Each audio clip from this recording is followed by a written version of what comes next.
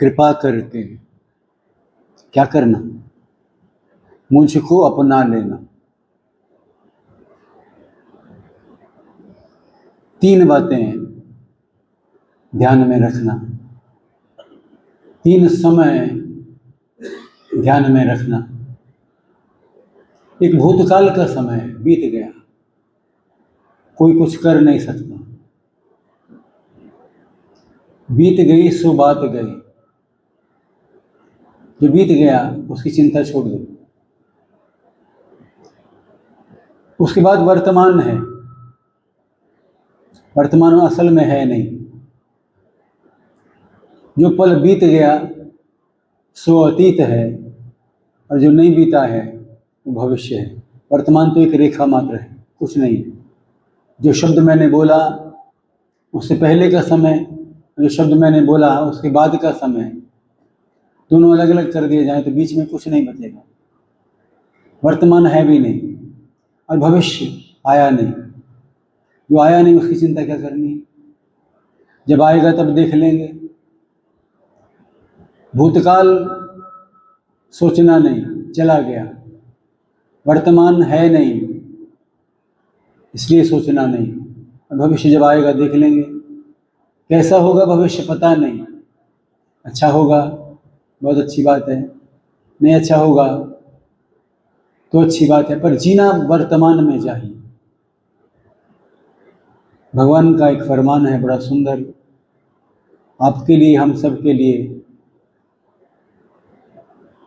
गतासु, गीता में कहते भगवान, गतासु जो बीता नहीं है, जो बीत गया है। न गतासु जो नहीं बीता है। जो बीत गया, जो नहीं बीता है, इन दोनों की चिंता तो वैसे ही छोड़ दो। बीत गया तो बदल गया, जो आया नहीं वो देखा नहीं, तो वर्तमान है नहीं तो चिंता किसकी करो। ये बात कौन बताएगा कि चिंता नहीं है, कुछ भी नहीं है। चिंता तुम करोगे तो भी कर नहीं सकते, कुछ भी कर नहीं सकते। सोचिया सोच न होवे तो जो सोचे लाख बार सोच लो। जो नहीं हुआ, जो हो गया, हो रहा में जीना बड़ा मुश्किल है। हमारी समस्या क्या है, हम कमज़ोर हैं, सहारा चाहते हैं, कोई पकड़ ले। भवसागर में बीच में फंसे, फंसे हो बीच मझधार वाला वापस भी नहीं आ सकता, आगे भी नहीं जा सकता। आगे जा नहीं सकते, पीछे मुड़ नहीं सकते। ऐसी स्थिति में क्या करें। मेरा किससे न पूछिया हाल माँ, मैंने रख चरना दे नाल माँ। गुप्त नवरात्रे अभी बीत करके गए। एक नवरात्रि आप मनाते हैं बसंत में, एक मनाते शरद में, एक नवरात्रि आते गुप्त काल में, जो आजकल चल रहे थे। आओ माँ से बात करें, माँ को बताएं। कोई पूछता नहीं, कोई सुनता नहीं, कोई समझता नहीं, कोई क्या करता है, एक सवाल है। असली बात है मैं क्या करता हूँ, मुझे क्या करना चाहिए, क्या मेरे लिए कर्तव्य है, क्या अकर्तव्य है, क्या करना चाहिए, क्या नहीं करना चाहिए, पता नहीं। यही सवाल किया अर्जुन ने, पृच्छामि त्वाम, पूछता हूं तुमसे। धर्म सम्मूढ़ चेता, समझ नहीं आता है, धर्म सम्मूढ़ हूं। यहाँ गोस्वामी जी सुझा रहे हैं, भैया ने आपको सुझाया है। भगवान तो ख्याल रखेगा, हम क्या करें। हम प्रार्थना करें, प्रणाम करें, वंदना करें, और अपनी कमजोरियों को जानने की कोशिश करें।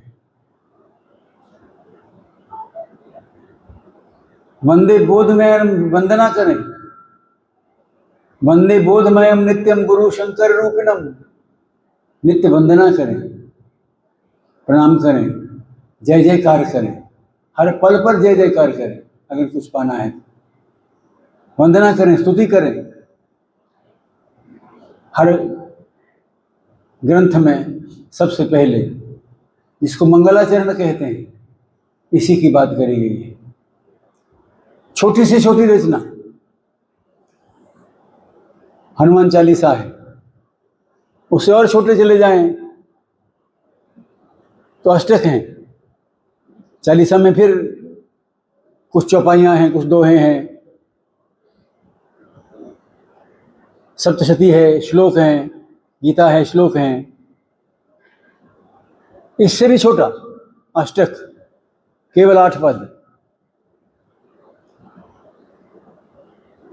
फिर सप्तक आएंगे, सतसंज्ञा आएंगी,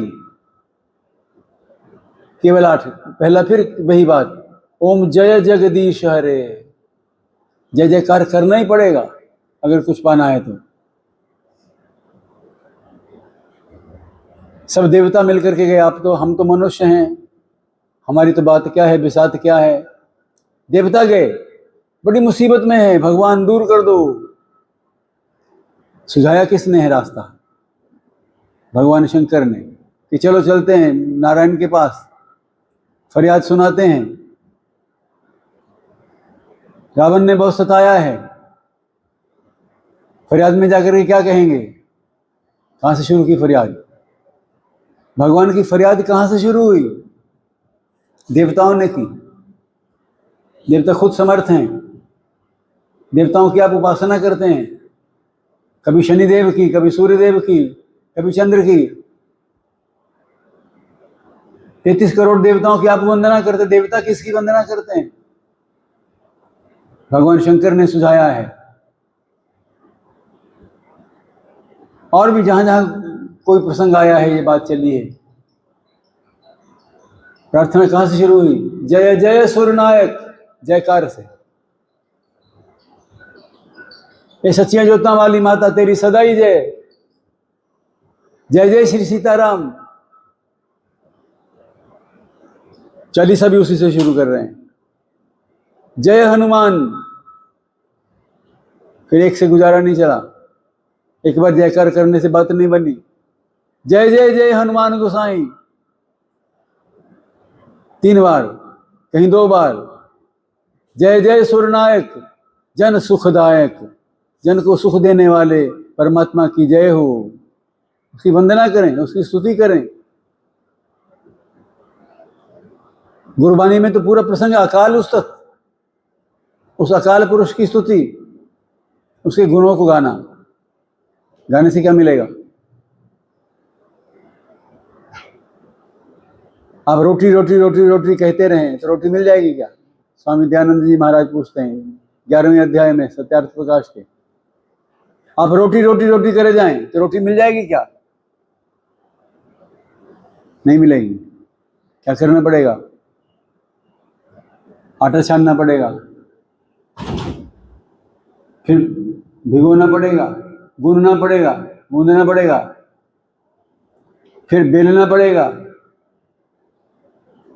फिर आंच पे चढ़ाना पड़ेगा, अनेक क्रियाओं को करना पड़ेगा, अनेक स्थितियों को सहना पड़ेगा, अनेक कार्य करना, फिर आग को सहना। तपश्चर्या, तपस तपस। पंचाग्नि तापते हैं ऋषि लोग, 4 तरफ आग जला लेते हैं, अगल बगल आमने सामने पीछे, ऊपर से सूरज चढ़ता है। पंचाग्नि तापना, तब जाकर के कुछ मिलने की बात बनेगी। वंदना करनी पड़ेगी, स्तुति करनी पड़ेगी, जय जयकार करनी पड़ेगी, गुणों को गाना पड़ेगा। और जो गाते हैं, जो सुनते हैं, जिनके साथ रहते हैं, जिसको संगति कहते, जिनके साथ चलते हैं, जिनके साथ उठते हैं, जिनके साथ बैठते हैं, जिनके साथ हमारी उठक बैठक है, जिनके यहाँ हमारा आना जाना है, वो कैसा होगा? ये सब करना पड़ेगा, सब देखना पड़ेगा। फिर पूछना पड़ेगा, मेरा ख्याल नहीं रखा माँ, मेरा हाल नहीं पूछा माँ, मैं किन्ने बुरे हाल बांके दिहाड़े। विदेश में अनेक बुराइयां होंगी, अपने देश में अनेक खासियतें होंगी, पर एक बड़ी भारी बुराई है, उनके यहाँ एक बड़ी भारी अच्छाई है। कोई उनसे पूछे तुम्हारा क्या हाल है, हाउ आर यू, से फाइन, थैंक यू, बहुत बढ़िया है, शुक्रिया आपने पूछा है। और हमारे यहाँ किसी को पूछो क्या हाल है, क्या जवाब देगा? जेड़ा डंग टप दे वही चंगा। यानी कि जैसे मुसीबत पड़ी हुई है, मजबूरी को जी रहे हैं, जीते हैं इसलिए कि मौत नहीं आती है, और मरते हैं इसलिए कि जीने की राह नहीं मिलती है। जिंदगी और मौत के बीच स्केटिंग करते रहते हैं। एक दिन साथ झपट्टा मारती है। ऐसी स्थिति में हम क्या करें? हम क्या करें, ये सवाल है। हम क्या करें, कैसे जिए? जिए तो जिए कैसे? किसी भी तुम्हें रिझा, हम तो इस काबिल नहीं किसी तुम्हें रिझा पाए। काबिल कैसे बने? कौन बनाएगा काबिल? कौन बताएगा किसको याद करना है? कौन मिलाएगा उससे? कौन दिखाएगा उसके उस तक जाने की राह को? राह कैसे मिलेगी? हम कह, लेकिन राह मिल भी जाए, राह पता भी हो, मंजिल पता हो, तो रास्ता पता होना चाहिए। रास्ता पता हो तो रास्ते पर प्रकाश होना चाहिए। प्रकाश भी हो तो आंखें खुली रहनी चाहिए। इन सब के होते हुए भी चलना चाहिए, चलना पड़ेगा। हम कैसे तुम्हें रिझाएं? इस काबिल कहाँ हैं हम? अपने आप को बुद्धिहीन मानना। हम अपने आप को बुद्धि संपन्न मानते हैं। मेरे जैसा विद्वान, मेरे जैसा वक्ता, प्रवक्ता, मेरे जैसा कोई भी, मेरे जैसा भक्त, मेरे जैसा दानी, मेरे जैसा बुद्धिमान है। बुद्धू मानते बुद्धिमान। अपने आप को बुद्धू समझ ले, अगर मौज में आ जाएं। ये 3 चीजें मांगते हैं, बल बुद्धि विद्या देहु मोहे। 3 चीजें दो, बल दो। ना ही बलहीन आत्मा मिलता, बलहीन को आत्मा नहीं मिलते, और बुद्धिहीन को क्या मिलेगा? कुछ नहीं मिलेगा। बल बुद्धि विद्या देहु मोहे, तीनों दो, बल दो, बुद्धि दो, विद्या दो, हरहु कलेश विकार। एक आप देखना, जितनी प्रार्थनाएं करते हो, जितनी वंदनाएं करते हो, जितनी स्तुतियां करते हो, जितने मंगलाचरण करते हो, सब में एक बात आएगी, अपने आप को बुद्धिहीन मानना, अपने आप को छोटा मानना, अपने आप क्लेशों को दूर करने की बात करना। हरहु कलेश विकार, हरहु कलेश विकार। बल बुद्धि विद्या देहु मोहे हरहु कलेश विकार। आरती के अंत में क्या कहते हो? विषय विकार मिटाओ। एक बात बहनें अच्छे से समझती हैं, भाई भी समझ सकते हैं। गंदगी को साफ करने के लिए गंदगी जैसे ही कोई चीज चाहिए। गंदे बर्तनों को साफ करने के लिए राख का इस्तेमाल होता था। यानी कि जो खुद मिट्टी लगी हुई है उसको मिट्टी से ही साफ करना, विकार को विकार से ही साफ करना। हरहु कलेश विकार, विषय विकार मिटाते कहां से ये विकार? चिकने हैं बड़े, गर्म पानी चाहिए, थोड़ा सख्त चाहिए, पर शीशा है, ज्यादा सख्त लगा देंगे तो खरोंचें पड़ जाएंगी। ये श्री गुरु चरण सरोज रज, श्री गुरुदेव के चरणों की जो रज है वो तो कमल के पराग के समान है। उसे साफ करेंगे मन को, मन पे खरोच भी ना पड़े और विकार भी दूर हो जाए, वरना विकार ही पड़ जाए। भगवान की सूरत तो क्या दिखानी, अपनी सूरत भी दिखनी बंद हो जाए शीशे के अंदर, दर्पण के अंदर। बहुत सुंदर बात गीतकार कहता है, वो समझ में आती है। मन दर्पण है, तेरा मन दर्पण कहलाए, भले बुरे सभी भावों को देखे और दिखाए, तेरा मन दर्पण कहलाए। मन तो शीशा है, क्या दिखेगा? जो है शीशे में क्या दिखता है भाई? जो जैसे हमारी सूरत है, जैसे हमारी सीरत है, जैसे हम हैं मन के अंदर वैसे दिख जाते हैं। विकार सारे मन के अंदर आएंगे। काम कहाँ उदय होगा? मन में। क्रोध कहाँ आएगा? मन में। लोभ कहाँ आएगा? मन में। मोह कहाँ आएगा? मन में। अहंकार कहाँ से आएगा? मन में। ये पंच विकार आएंगे मन में। मन को ही साफ करना है, और मन साफ होगा गुरु चरणों की पावन रज से।